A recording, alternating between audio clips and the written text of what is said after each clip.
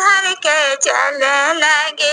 समधि के बहिन हो जमीन धर के चले लगे।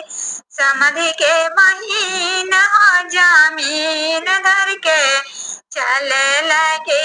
समधि के बहिन हो बढ़ का सिलेंडर चाहे, बढ़ का सिलेंडर चाहे, छोटे का मशीन हो जमीन धर के चले लगी। समधि के बहिन हो जमीन धर के चले लगी।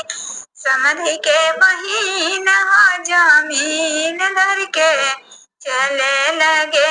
समधि के बहिन हो हमारा कवन पापा, हमारा कवन पापा, बड़ा शौकीन हो के पुरजे खोल दियले, के पुरजे खोल दियले।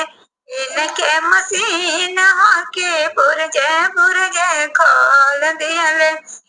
इनके मशीन हो के पुरजे खोल दियले। बढ़ का सिलेंडर चाहे, बढ़ का सिलेंडर चाहे, छोटे की मशीन हो जमीन धर के चले लगे। दुल्हा के बहिन हो जमीन धर के चले लगे। दुल्हा के बहिन हो जमीन धर के चले लगे। हमारा कवन भैया, हमारा कवन भैया, बड़ा शौकीन हो के पुरजे खोल दिहले। इनके मशीन हो के पुरजे खोल दिहले। इनके मशीन हो के पुरजे खोल दिहले। इनके मशीन हो बढ़ का सिलेंडर चाहे, बढ़ का सिलेंडर चाहे, छोटे की मशीन हो जमीन धर के चले लगे। अगुआ के बहिन हो जमीन धर के चले लगे।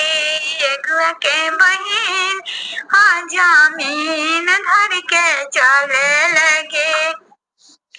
हमारा कौन भूपा, हमारा कौन चाचा, बड़ा शौकीन हो के पुरजे खोल दिहले। इनके मशीन हो के पुरजे खोल दिहले। इनके मशीन हो